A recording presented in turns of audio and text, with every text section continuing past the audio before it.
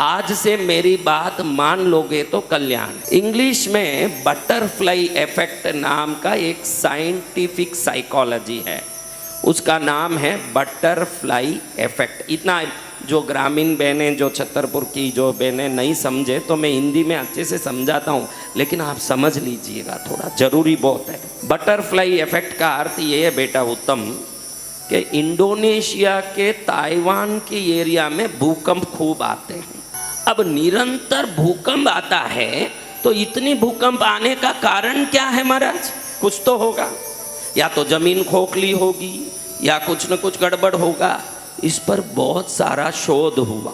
इस शोध में बाद में मालूम पड़ा कि ताइवान इंडोनेशिया के जंगल में जितने भी तितलियां रहती है, तितलियां बटरफ्लाई, वो बटरफ्लाई तितली, अभी तुम भी किसी भी तितली को देखो पेड़ों में पौधों में, गुपचुप नहीं बैठती, अपना पंख हिलाती है। जब वो अपना पंख हिलाती है तो वो पंख हिलाते समय कुछ तो एक तरंग बार छोड़ती होगी, कुछ हिल रहा है अगर तो कुछ वाइब्रेशन निकल रहा है। अभी देखो, बहती पानी से करंट निकालोगे कि खड़े पानी से? आप बताओ।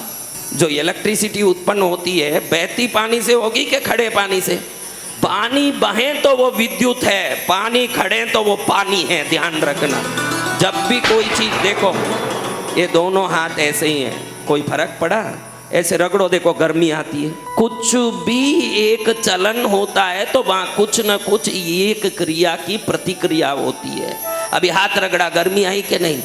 अब ऐसे रखो, कोई गर्मी आ रही है। तो जब भी कोई चलन होता है, कुछ चलता है, उसमें इफेक्ट आता है। ताइवान और इंडोनेशिया के इन तितलियों के पंख मारने से, उधर इतना बड़ा जंगल है वो एरिया में, हजारों किलोमीटर बड़ा, तो ये करोड़ों तितलियां पंख मारती है। अब देखो, ज़्यादा से ज़्यादा एक तितली 1 ग्राम वजन भी नहीं होगा। कितना ज़्यादा से ज़्यादा? 1 ग्राम, 2 ग्राम, आधा ग्राम, 3 ग्राम। बड़ी तितली हो तो 1 ग्राम वजन होगा।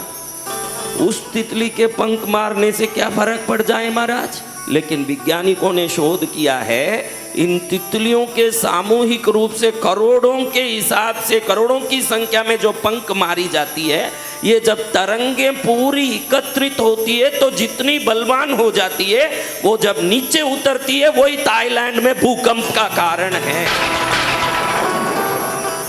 जीवन में भूकंप आ रहा है क्या बेटा? जीवन में तूफान आ रहा है क्या? तू पंख मार रहा है तितली की तरह।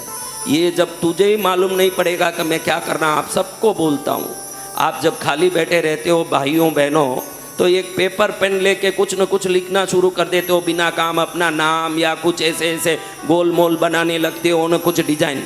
आपको मालूम नहीं है कि मैं बैठे बैठे यहाँ फालतू कुछ घुमा रहा हूँ हाथ, और ब्रह्मांड में तरंगों को घुमा के मेरे ऊपर प्रहार करने के लिए मैं एक युद्ध का शुरुआत कर रहा हूँ मेरे जीवन में।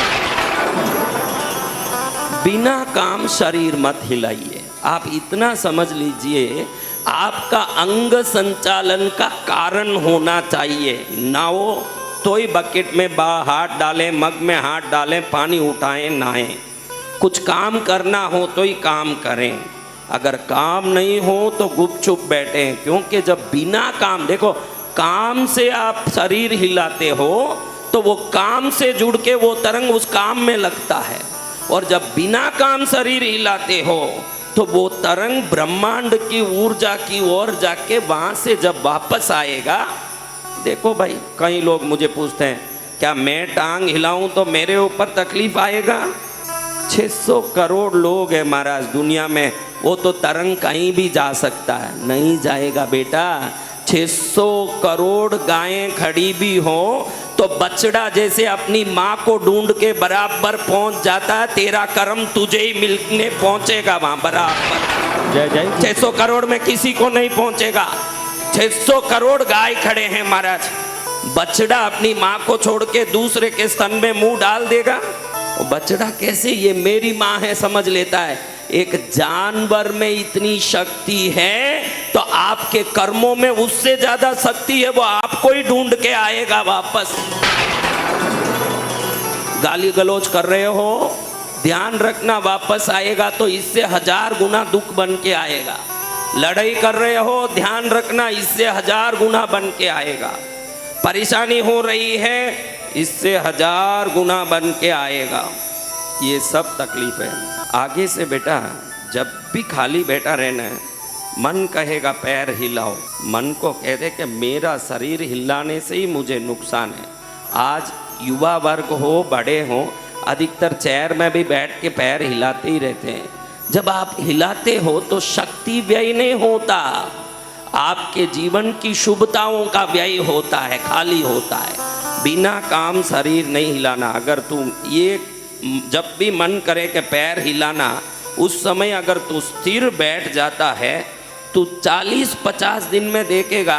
अभी फिलहाल जो तू किसी एक काम के पीछे पड़ा हुआ है कि ये मुझे मिल जाना चाहिए, तू अभी इसके पीछे पड़ा है कि नहीं, मैं बता दूं।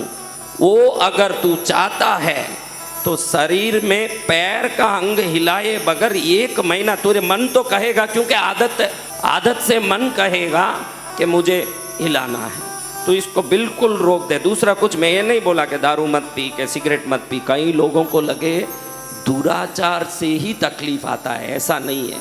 हमारे अनजाने में हमारे जीवन में जितने कर्म करते हैं, कहीं ना कहीं वो कर्म हमारे भविष्य को रोकने वाला बन जाता है। आज से पैर नहीं हिलाऊंगा, इतना ही कर।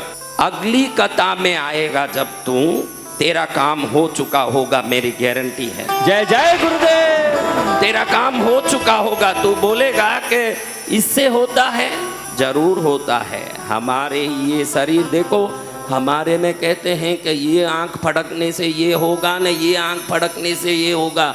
आंख फड़कने से इतना सारा हो जाता है, तो पैर फड़कने से क्या क्या नहीं होता होगा, सोचिए महाराज। बैठ जाओ। तू सच्ची में उत्तम बन जाएगा बेटा। तू मेरा बेटा है तो खूब खुश रहेगा, तेरा कल्याण होगा। ईश्वर करेंगे सबका कल्याण हो। दरबार किस लिए लगा है? ये शिव दरबार है, कोई खाली नहीं जाएगा।